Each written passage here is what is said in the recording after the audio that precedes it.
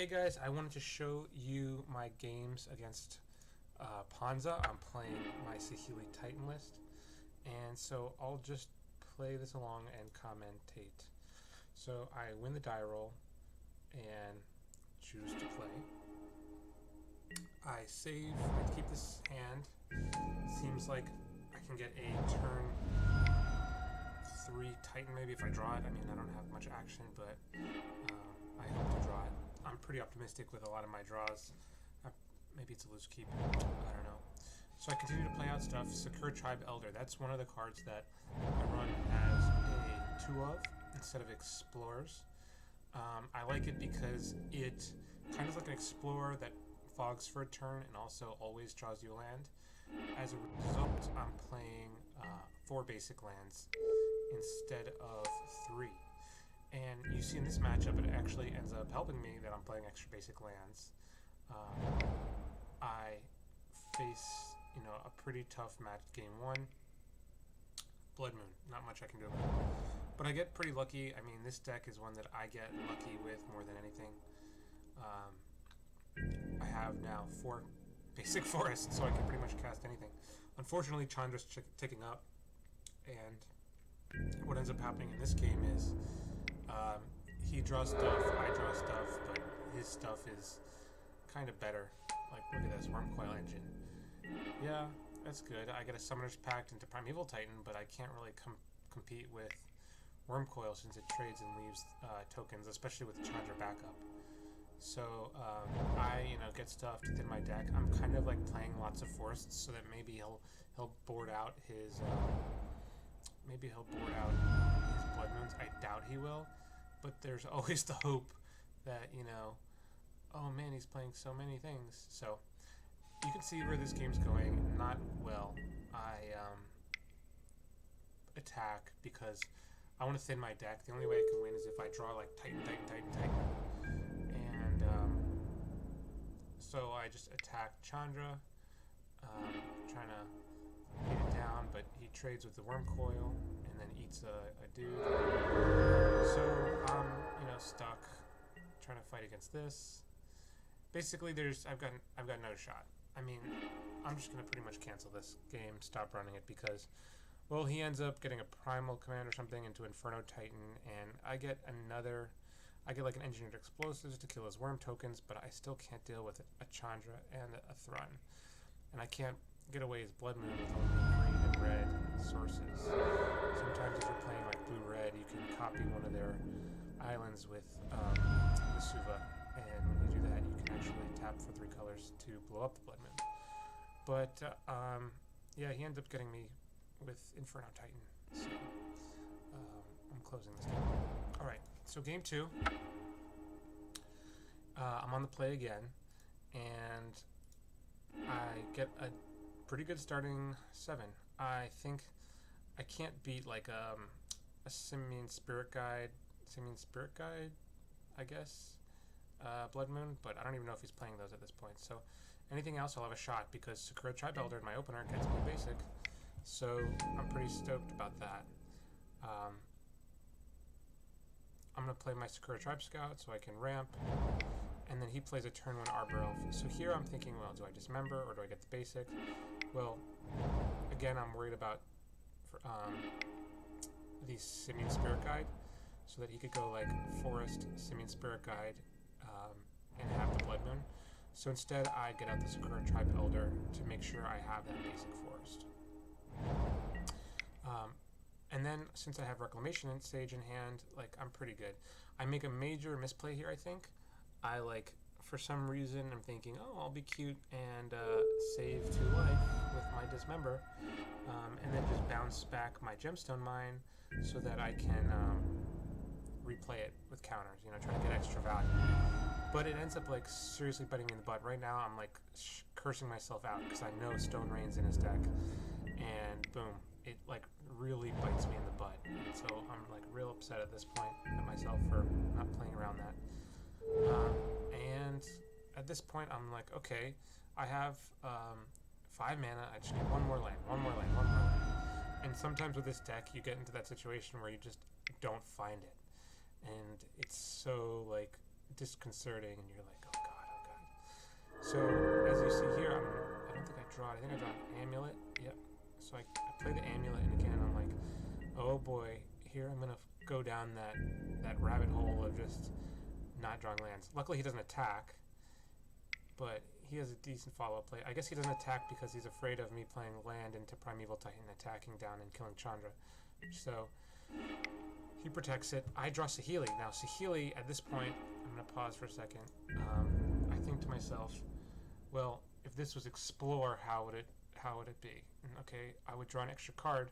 I don't know if you guys saw what was on top, but it was an Ancient Strings. And I'm like, okay, shoot, if this was Explore, maybe it would have been better, because you can explore into a bounce land. And if you do that, I have, 2, 4, 6, 8, like I'd have enough mana to cast Primeval Titan. But as it is, I Saheeli'd and plussed. So I dealt 1 damage to Chandra, and here they follow up with a Blood Moon. So it's like, uh-oh. I have Rex Age in hand, which is a good thing. I chump because I need Saheeli alive. I'm thinking here, if I kill the Blood Moon, I can Ancient Strings into a bounce land, and then I can still maybe go off. Like, I still have my activation on Saheeli, so I could copy the amulet, play the bounce land, 2/4, play the Sakura Tribe Scout again, 2/4.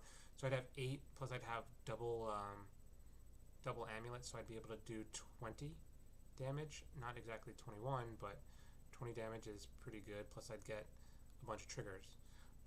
But if we go back a turn, I said if it was an Explorer, how would I fare?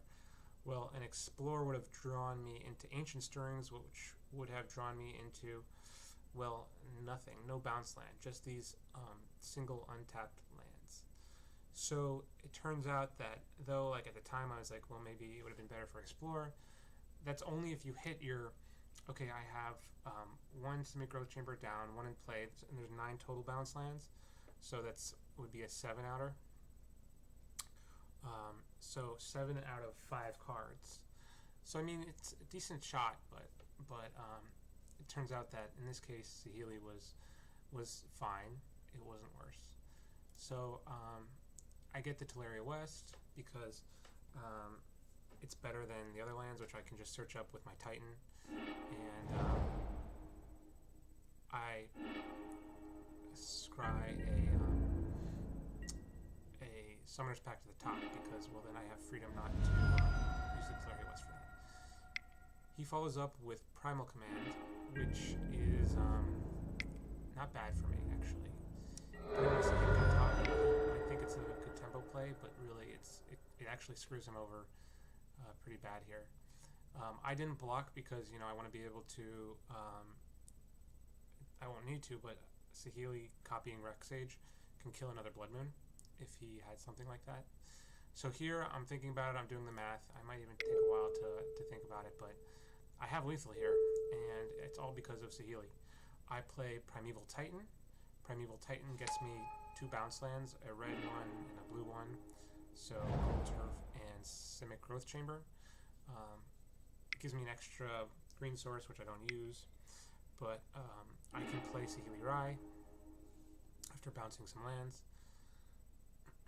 and copy Primeval Titan. And then once I copy Primeval Titan, I can get the Burrows Garrison and Slayer's Stronghold, and that gives me the 8-powered Hasty Titan. And also, because I have 2 Titans, with the first triggers, I can go ahead and get the Selesnya Sanctuary and a Gruul Turf, which gives me 4 mana, including red and white.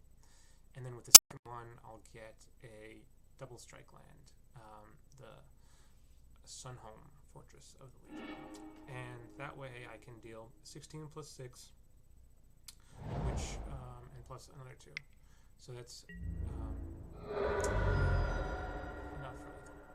And there goes that game. So pretty much I owe Saheeli the win on that one. Without Saheeli, I would have been dealing maximum 10 damage by playing the Burrows Garrison, Slayer's Stronghold, bouncing the Burrows Garrison, playing it again, and then vialing in the Slayer Stronghold for another trigger.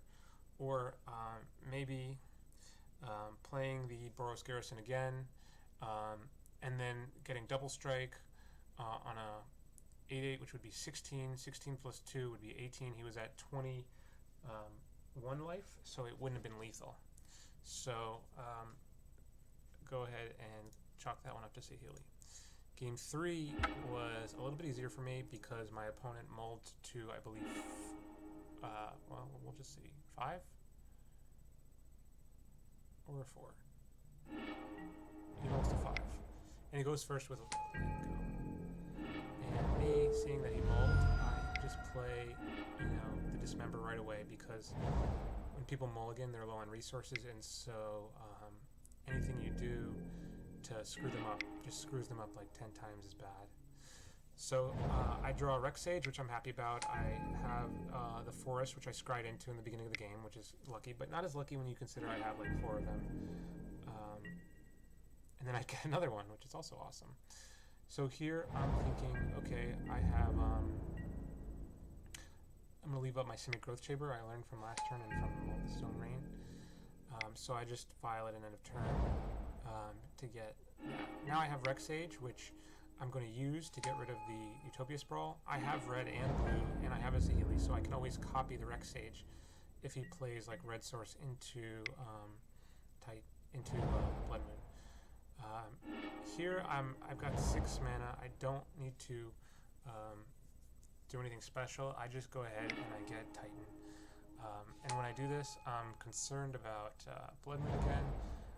So I bounce the Growth Chamber in case he wants to try to like kill one of my green sources and play a Blood Moon, which is kind of impossible, but maybe it happens.